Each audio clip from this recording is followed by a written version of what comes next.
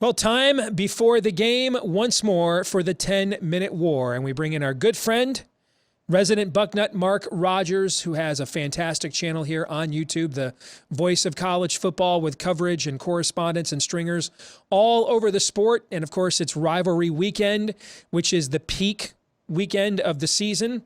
Also the climactic weekend, really, of the season as well.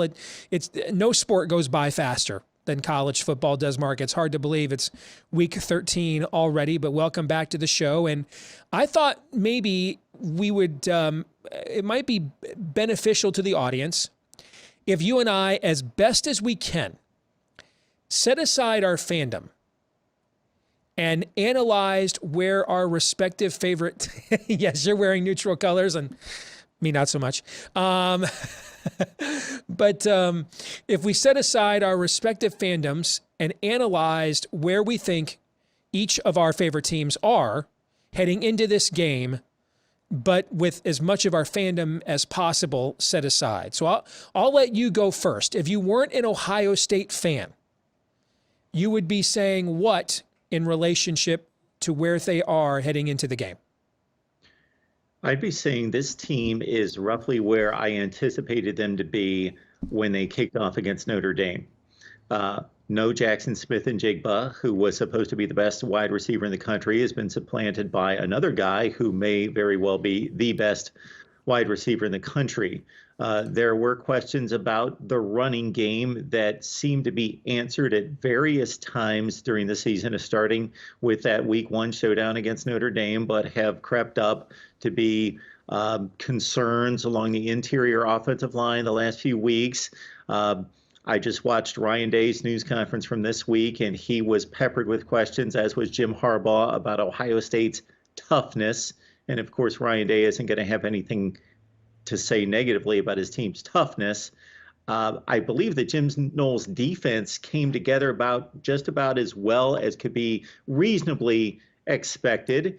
Yeah, Penn State showed some ability to hit on big plays, in particular in Maryland. So it's not a perfect defense. And strangely enough, Jim Knowles will tell you that they don't mind getting gashed 5 or 6 times a game. That's just kind of the character of the defense. That's the scheme. That's what's to be expected. But overall, I think this is a defense that, in comparison to Michigan, is less steady, consistent, grind it out from play to play and do all the right things. It's more about flash plays, splash plays from 5 stars that show up a handful of times a game to wreck an offense and create big plays for the defense. And that's where we stand on Ohio State, top to bottom, and pretty steady and consistent and sound on the special teams as well. If I were setting aside my fandom and analyzing where Michigan is heading into the season, or heading into the game, I would say, first of all, similar to you, I'm not surprised at where they are. Before the season, I predicted an all Big Ten SEC college football playoff. I thought we would be better. I told you that. I thought we would be better this year than we were last year. And by a lot of statistical measures, we are. That this is really the team that this is why Jim was given a 2-year extension when they decided to save him from the guillotine after 2020.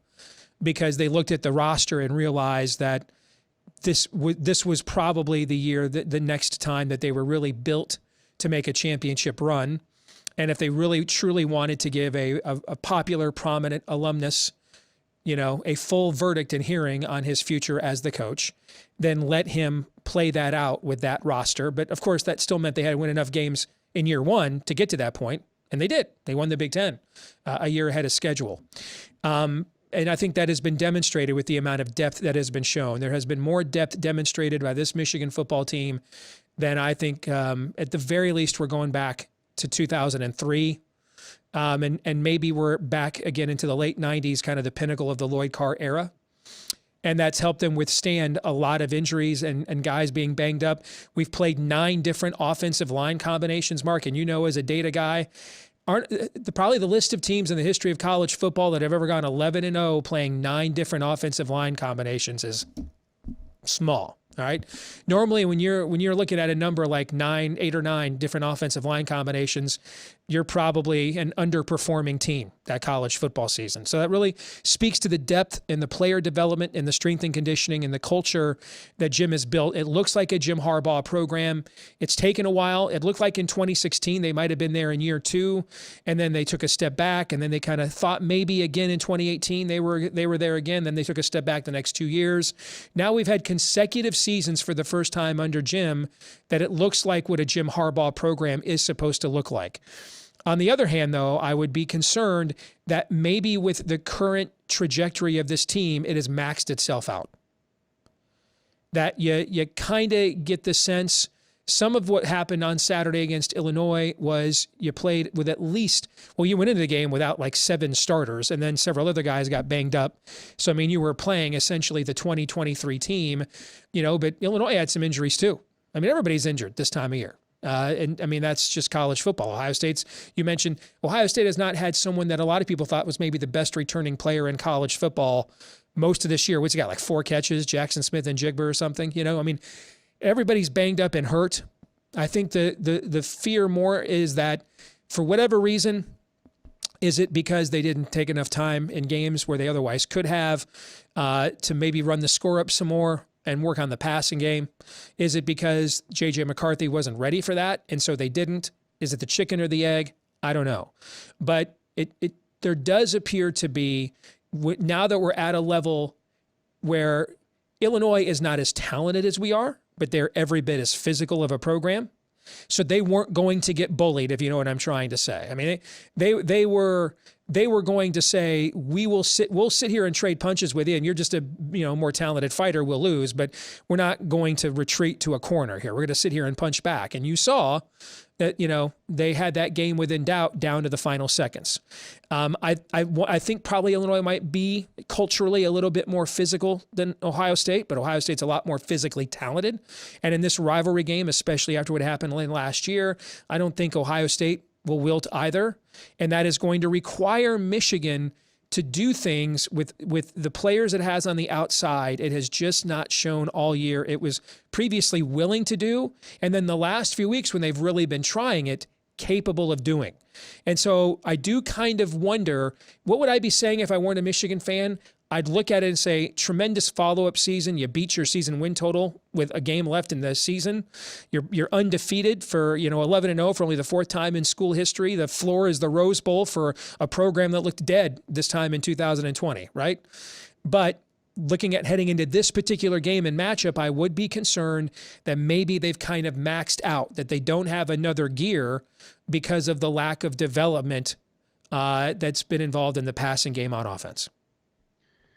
Ohio State's worst unit on either side of the ball is a serviceable secondary. It's good, it's solid. Obviously, they've recruited 4 stars in the entire secondary. However, it's not a strong secondary by most measurements of where it should be to gun for a Big Ten and a national championship. But I don't know that Michigan's wide receiver core, and this is probably most surprising to me looking at the other side, is that Michigan's passing game is not developed. While I have been exceedingly impressed with and we think of run game as just being, okay, are you big enough, fast enough, physical enough to run the football? But I think the cohesion and the unit working together along the offensive front is just so impressive. It's not just, okay, we can push those guys downfield. The way they work together along the offensive front and in sync with the running backs is mighty impressive, and it's an upgrade from even what they had last year. But the lack of development by the wide receivers in the passing game is I don't want to say it's alarming. They've got the potential to do it, and maybe they'll break out against Ohio State because, again, Ohio State's secondary is not awful. They've had worse ones in the last 5 years, but it's only serviceable. The linebacking core is so much better with Tommy Eichenberg turning into a star. Steel Chambers is near that level. So the Ohio State defense has been better, but they're masking a secondary that has leakage. Let's get to one of the X factors, at least according to your fan base, the weather. Last forecast that I saw about an hour ago, highs in the low 50s and rain. At least a 60% chance of rain right now. And it could be rain that's fairly, from what they're forecasting right now, you and I are recording this on a Tuesday, it could be rain that is fairly steady throughout the course of the time that the game would be played. That says what to you about what result we'll see on Saturday? I think we have enough examples, Steve, throughout the years, and more so in the NFL than in college football. And I'm going to liken this passing attack more to the skill level of an NFL team, that if there's light rain, that it probably favors the offense, the skill position players that know where they're going, and there being a bit of a slippery field could favor the offense. Versus if it's raining so hard that it's difficult to handle the football, then obviously that flips to the defense tremendously. How much do you buy into this weather narrative within your fan base? Is it just like a segment on a message board, or are Michigan fans making too big of a deal out of it? I mean, your AD actually did say if they do home field games in the playoff, we're going to move them to a dome. I can't believe your fan base didn't revolt. Wait a minute, you guys aren't going to make Florida and Georgia come play in the Horseshoe in December? We don't want to do that, but maybe it's just because of the style you guys have played that is just not a thing in your fan base anymore. And I'm holding on to, nostalgic memories of a different era when you and I were growing up. As soon as you started to ask that question, I immediately went to Gene Smith, the AD, and what he had to say about that. Yeah. Because that would be my first response was, regardless of what the players and the coaches and everybody else thinks, he's sending a message. It's like when any leader of any organization or corporation makes a statement, it means something. It means a lot. And to be that admittant to, we want to be that type of program and we want to be viewed as soft, he obviously didn't measure his words, or he truly believes that. They have built a program that's founded on throwing the football at a high level. And that is hurt by playing in the Midwest in November at times. However, I can't believe that to a man, outside of maybe a few wide receivers, and I don't want to discount them to a certain extent, but we know that the typical persona of NFL-bound wide receivers, but that to a man, everybody else on the roster hates to hear that. They're football players. They're by nature tough. Mm-hmm.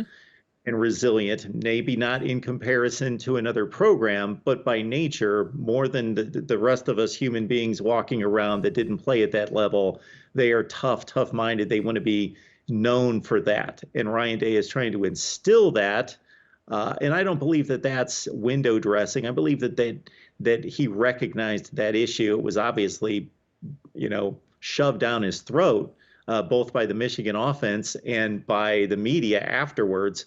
So he recognizes that it's still a physical sport. It's not as physical as it was years ago by nature of the rule changes and so forth, but it's still a collision sport, not even a contact sport. And to win and to be the best, you have to be physical. Well said. And I believe that weather gets bad in Green Bay, Wisconsin at times, if memory serves, right? The last 30 years, they've had arguably the two best quarterbacks, not named Tom Brady, in NFL history, back to back. But they got those reputations for just handing the ball off 50 times a game, right? When the weather got bad, they just handed the ball off 50 times a game. Brett Favre, Aaron Rodgers, those guys just can't throw the ball. It's snowing, it's raining in Green Bay, Wisconsin. We're just going to run the wishbone.